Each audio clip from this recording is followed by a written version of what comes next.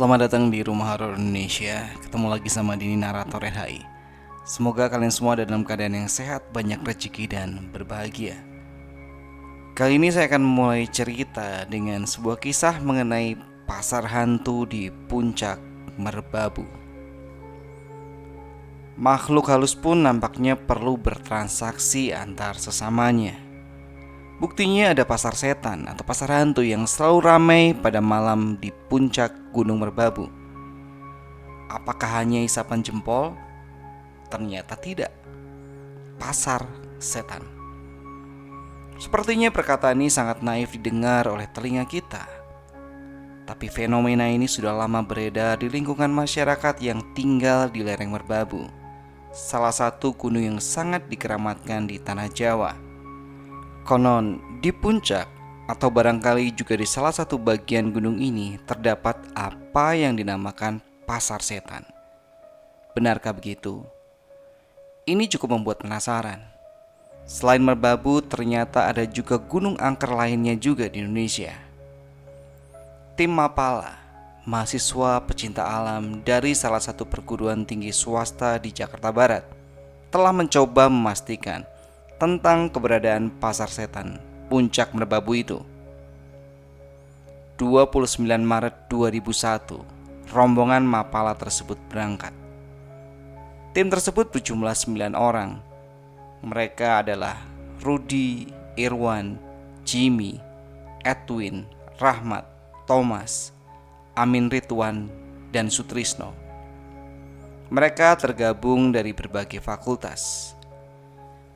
Oke, saya akan ubah sudut pandangnya ya. 30 Maret saat matahari terbit di langit ufuk timur, kami telah sampai di kaki Gunung Merbabu. Alhamdulillah, perjalanan berlangsung sangat lancar tanpa aral melintang. Sebagai langkah pertama, kami mulai beradaptasi dengan penduduk di sekitar kaki Gunung Merbabu yang sebagian besar masih berbahasa Jawa Totok. Maksud dan tujuan kami beradaptasi yang terutama adalah untuk mengetahui informasi seluk-beluk tentang kepercayaan adanya pasar setan di puncak Merbabu sana. Tak banyak hal yang berhasil kami sadap berkaitan dengan fenomena tersebut. Yang pasti, seusai memperoleh berbagai informasi tentang segala sesuatu di Merbabu, kami membuat rencana pendakian. Sambil menyusun rencana pendakian untuk melepas lelah, kami istirahat 1 hari 1 malam. Baru pada paginya, tepat jam 8, kami mulai mendaki. Kondisi tim saat mendaki tak jauh beda dengan TNI ketika latihan perang. Ketika kami sampai di sebuah area yang menurut warga setempat disebut Ketong Songo, kami menemui kejadian yang ganjil. Kenyataan ini membuat kami sangat penasaran. Ketika berada di area ini, kami bertemu dengan jasad lelaki yang telah meninggal. Posisi mayat tersebut dalam keadaan semedi. Anehnya, tubuh lelaki ini sama sekali tidak menebarkan bau busuk. Hanya pakaiannya yang nampak lusuh dengan tubuh nampak kering kerontang. Benarkah apa yang kami lihat? Ini benar. Kasat mata adanya. Semua anggota tim melihatnya. Mungkin keadaan tubuh lelaki Parubaya itu telah sedingin es. Kami mencoba mengambil gambar jasad tersebut dengan jepretan kamera. Hampir saja jantung ini copot. Betapa tidak, ketika kami menekan tombol kamera, tiba-tiba jasad tadi lenyap begitu saja, entah kemana. Kejadian aneh ini disaksikan oleh seluruh anggota tim. Melihat kenyataan ini, beberapa anggota tim tak dapat menutupi perasaan takut. Mereka mengusulkan agar pendakian dibatalkan. Setelah musyawarah, keputusan yang diambil, pendakian akan tetap diteruskan. Kami berpegang pada prinsip awal bahwa kedatangan kami ke Merbabu bukan dengan tujuan tidak baik, apalagi ingin berbuat onar. Dan yang pasti, kami sepakat untuk selalu mengingat pesan yang diwanti-wantikan oleh salah seorang tetua warga yang kami temui di lereng kemarin, bahwa sepatah kata pun kami tidak boleh berkata yang berbau melecehkan keadaan setempat. Juga diwanti-wanti agar bila bertemu atau menjumpai apapun, kami diminta diam. Tak perlu banyak komentar, apalagi menduga yang tidak-tidak. Bismillah. Akhirnya kami melanjutkan pendakian. Beberapa jam kemudian kami sampai di Tanjakan Setan. Di tempat ini lebih mencekam lagi, manakala kami beristirahat dan merebahkan tubuh kami di bawah tenda. Keputusan beristirahat ini kami ambil karena hari telah memasuki senja. Malam hari, sebuah kejadian aneh kembali berlangsung, persis pada tengah malam. Rudy yang terjaga dari tidur mengaku melihat ada 5 jasad perempuan yang seperti menempel di atas perbukitan dekat kami berkemah. Rudy yang terkenal sangat pemberani pelan-pelan membangunkan anggota tim yang lain. Namun apa yang terjadi? Manakala kami semua telah bangun, kelima jasad yang tertempel itu pun lenyap. Tapi kami semua sempat melihatnya. Kelima jasad perempuan itu sepertinya telah lama mati. Tubuh mereka kurus kering dengan pakaian compang-camping. Entah siapa mereka. Kami tak berani menyusun dugaan. Pagi harinya dari Tanjakan Setan, kami mencoba membidikkan kamera untuk merekam alam di sekitar Merbabu. Usai itu kami pun mulai melanjutkan perjalanan menuju Pasar Setan. Di tengah-tengah perjalanan, Thomas yang telah diperingatkan agar tidak memakai baju merah, rupanya nekat memakai baju larangan tersebut. Ujung-ujungnya, Thomas kesasar ketika hendak buang air kecil di dekat salah satu pohon. Dia kesasar sekitar 250 meter. Ia baru datang hampir sejam lamanya setelah kami duluan sampai di Pasar Setan. Pasar Setan sebenarnya tidak ada yang istimewa dengan tempat berjuluk menyeramkan ini, terutama pada saat siang. Secara kasat mata, semuanya tampak biasa-biasa saja.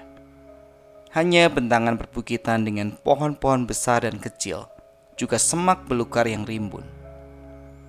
Namun ketika malam hari tiba, semuanya berubah. Perubahan tersebut terjadi pada suhu udara yang mendadak sangat dingin. Begitupun keadaan di tenda-tenda kami yang tak jauh dari titik lokasi, sekitar 300 meter. Dan malam itu sepertinya kami mendengar sebuah keramaian. Dengan sistem per separuh anggota, kami memastikan arah keramaian tersebut. Ternyata setelah kami lihat dari atas, di bawah kami nampak suasana sebuah pasar. Tepatnya berada di Tanjakan Setan yang telah kami lewati senja tadi. Astagfirullah. Bagaimana bisa kenyataan ini terjadi dalam kebenaran yang sesungguhnya? Kami hanya bisa diam 1000 bahasa. Kami berkeinginan memberanikan diri memasuki pasar setan itu. Tapi untuk menuju ke sana pada malam hari jelas tidak mungkin. Di samping medannya yang cukup berat, juga kemungkinan adanya resiko gaib.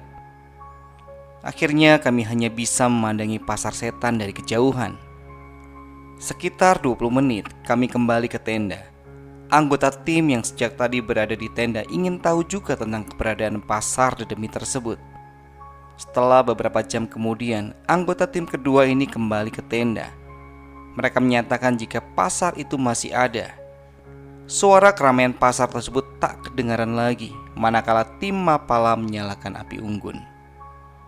Pagi harinya, karena penasaran dengan keadaan semalam, kami turun dan mendatangi lokasi pasar setan tersebut. Sampai di tempat tersebut, kami tidak menemukan apapun.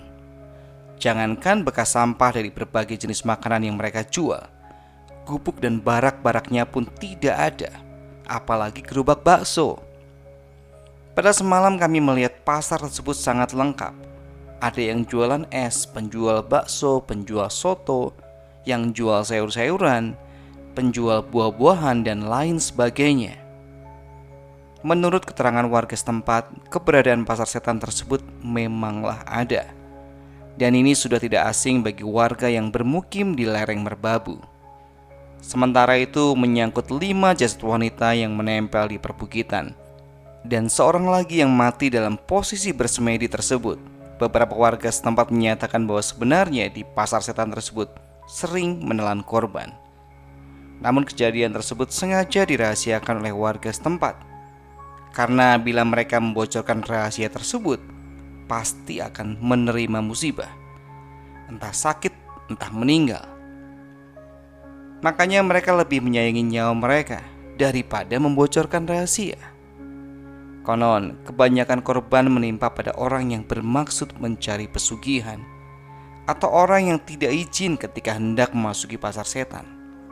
Makanya, warga selalu mengingatkan para pendatang, pendaki, atau pencari pesugihan agar sebelum memasuki lokasi merbabu harus memberi salam terlebih dahulu. Bagi yang belum pernah mendaki merbabu, mungkin sulit percaya dengan adanya pasar setan tersebut. Namun jika Anda perlu bukti, silahkan daki saja merbabu. Cerita yang kedua masih mengenai horor di gunung. Tepatnya ini adalah pendakian Gunung Lawu. Waktu itu angkatan senior saya, sebut saja namanya Mahmud, Edi, Leki, Anton, dan Ipung. Mereka itu mempersiapkan pendakian lantaran tujuannya semi-refreshing menjelang UAS. Mereka lebih memilih gunung yang relatif gampang. Untuk itulah Gunung Lawu menjadi tujuan. Sebagai informasi, gunung di perbatasan Jateng dan Jatim itu menjadi ajang latihan sebuah korps pasukan elit kebanggaan bangsa ini. Wajar saja kalau jalurnya relatif damai dan bersahabat, karena setiap tahun selalu diperbaharui. Beda dengan Ciremai di Jawa Barat, Slamet di Jawa Tengah, atau Gunung Semeru di Jawa Timur. Dari ketiga gunung itu, pendaki biasanya mengikuti jalur air karena itulah jalur yang tersedia secara alami. Jalur lain biasanya harus membuka sendiri atau mengikuti bekas jalur dari kelompok lain. Mahmud dan rekan-rekannya semuanya berlima. Biasanya jumlah rombongan naik gunung selalu genap karena ada semacam pantangan untuk yang jumlahnya ganjil. Katanya nanti jumlah rombongan akan digenapi oleh makhluk astral. Tapi saat itu mereka cuek karena memang tidak berniat buruk. Lagi pula gunung adalah ciptaan Tuhan yang selalu tersedia untuk dikagumi. Kenapa harus pusing dengan segala macam pantangan? Begitu pikir mereka. Setibanya di base camp menjelang maghrib, kondisinya terbilang sepi. Hanya ada satu rombongan lain dari Jatim yang juga akan mendaki. Lantaran saat itu kebetulan sedang bulan puasa, Mahmud dan kawan-kawan memutuskan berangkat setelah berbuka. Sementara untuk tarawih dan makan besar akan dilakukan di pos 2 yang biasanya tersedia air. Maklum, mendaki dengan perut terisi penuh setelah berbuka sangat tidak dianjurkan dari segi kesehatan.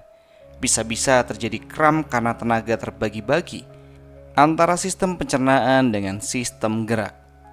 Mereka berbuka puasa dengan roti dan minuman hangat, lalu segera beranjak dari base camp sebelum waktu Isya. Perjalanan cukup lancar. Sejam berlalu dan sampailah mereka di pos 2, alias pos air terjun atau pos kawah. Lawu memang tidak memiliki kawah di puncak, melainkan di lerengnya. Di sana mereka membuka nasi bungkus yang dibeli dari warung di dekat base camp. Usai makan, Leki mengajak menunaikan salat Isya sekaligus tarawih. Salatlah mereka berlima dengan outfit lengkap, sepatu, selayar di leher, dan jaket. Gunanya jelas, menahan dingin. Jangan heran, saat kemarau, suhu lereng gunung bisa lebih dingin ketimbang penghujan karena angin kemarau lebih kencang. Salat Isya dipimpin Mahmud dan ia akhiri dengan salam seperti biasa. Saat itu tidak ada keanehan. Berikutnya 4 rakaat pertama tarawih dipimpin oleh Leki. Saat ia mengucap salam, tiba-tiba terdengar suara bergemuruh ikut mengucap salam di belakang Syah Makmum. Suaranya seperti sangat banyak, sampai seramai jemaah sholat Id. Leki segera berbalik dan menghadap teman-temannya. Namun yang ia lihat hanya personil pendakian. Di belakang mereka tidak ada siapapun, hanya gelapnya hutan tanpa cahaya. Edi, Ipung, dan Anto saling berpandangan dengan gemetar. Mereka bertiga memang bukan divisi gunung hutan, dan jarang menghadapi kondisi alam secara langsung. Baru kali itu mereka mengalaminya. Biasanya hanya mendengar dari cerita-cerita saja. Oke, dari 2 gunung yang ada di Indonesia, mari kita menuju ke gunung di luar negeri sana. Gunung ini disebutkan sebagai yang tertinggi di dunia. Namun tak semua orang yang bisa melihatnya. Malah celakanya, mereka yang melihat gunung ini akan mati secara misterius. Menurut sebuah sumber yang sangat terpercaya, di wilayah perbatasan antara Tibet dan Cina, terdapat sebuah gunung siluman yang sangat misterius. Dikatakan misterius karena gunung ini benar-benar aneh bin ajaib. Namanya Gunung Amne Machen. Gunung yang hanya memperlihatkan diri sewaktu-waktu ini telah lama menggoda banyak kalangan untuk membuktikannya. Anehnya, gunung ini diyakini hanya akan menampakkan wujudnya kepada orang-orang tertentu saja. Konon, Amne Machen ini 1000 kaki lebih tinggi dari Mount Everest, puncak tertinggi di dunia. Seperti yang kita ketahui, Mount Everest sendiri terdapat di pegunungan Himalaya, yang dianggap sebagai gunung paling tinggi di dunia. Jadi dapat dibayangkan betapa tingginya gunung Amne Machen itu. Penduduk di sekitar lereng Himalaya pada umumnya akan enggan untuk mempercakapkan gunung yang satu ini.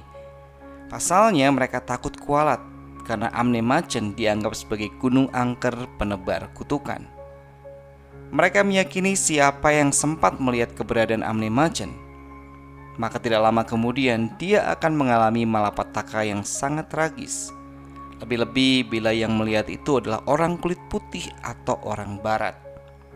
Menurut sebuah cerita, Jenderal Pereira, tentara Inggris yang sudah purnawirawan, mati mendadak tidak lama setelah dia melihat gunung Amne Machen.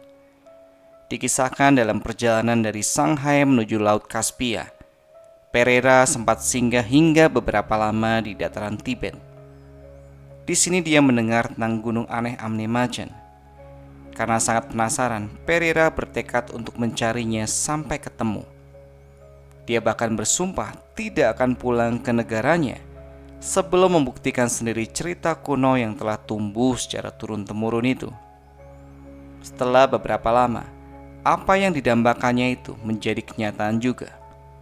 Pada suatu hari, Pereira berhasil melihat gunung Amne Machen pada jarak ratusan mil dari suatu tempat tinggi yang ada di sebuah bukit di sekitar Himalaya.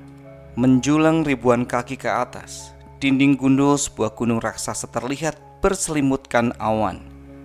Menurut catatan Pereira, gunung tersebut tampak sedemikian tinggi, sehingga dalam menatapnya Pereira seperti kehilangan nafas. Dan dia meyakini bahwa gunung ini tingginya memang sangat sulit dibayangkan atau diukur.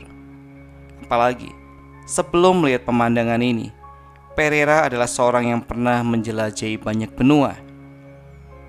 Dia pernah menyaksikan Canadian Rockies, pernah mendaki puncak Himalaya, bahkan juga pernah menaklukkan pegunungan Andes di Amerika Selatan yang bersuhu sangat ganas itu.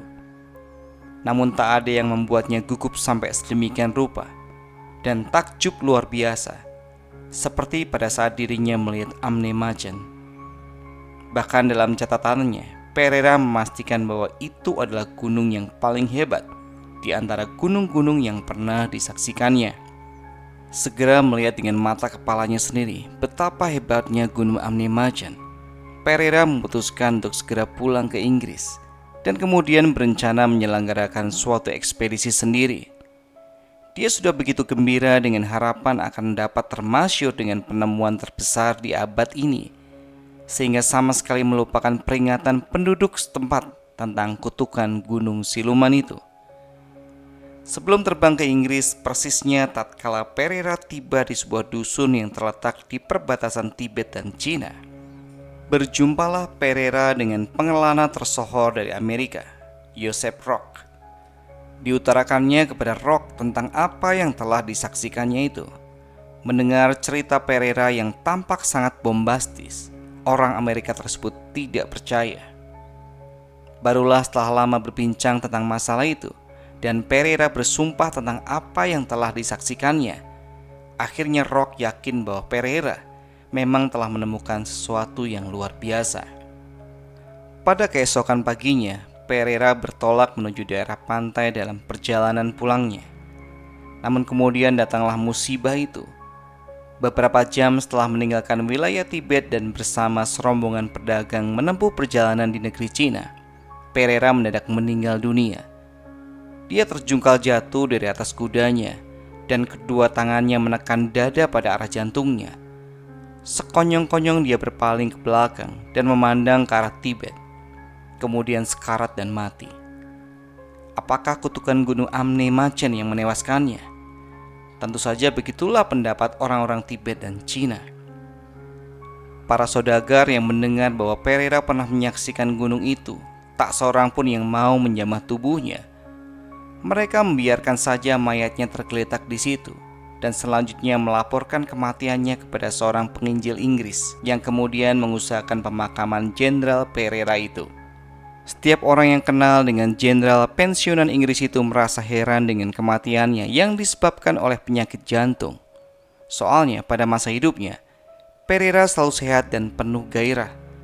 Tatkala memulai perjalanannya yang jauh, dia baru saja melampaui usia 40 tahun.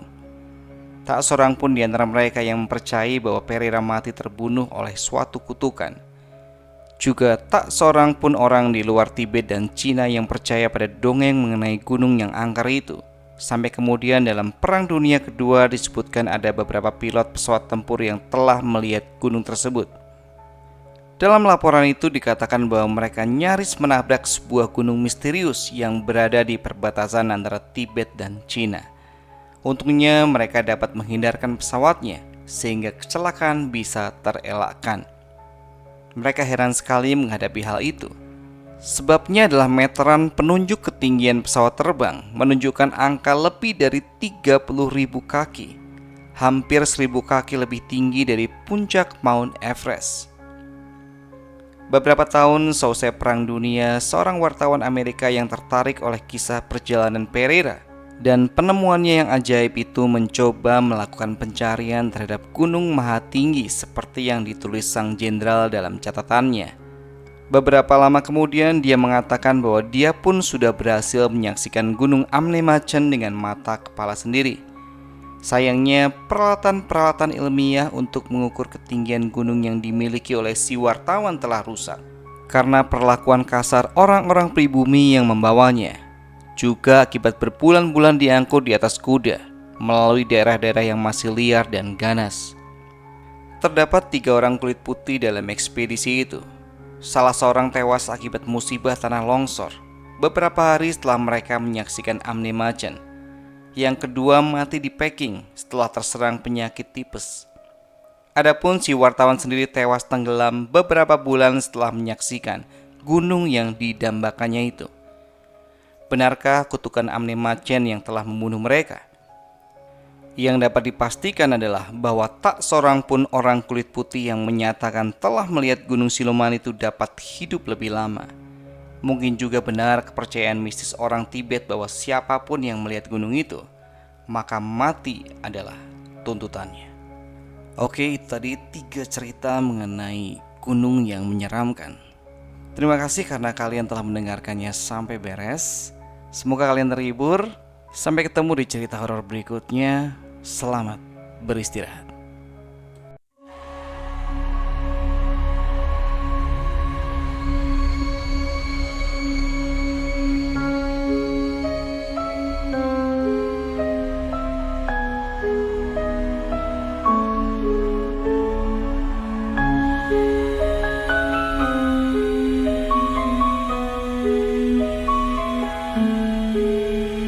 Ada bisik di tengah malam, cerita tentang gelapnya dunia, tangis sunyi, langkah menggema, misteri gelap.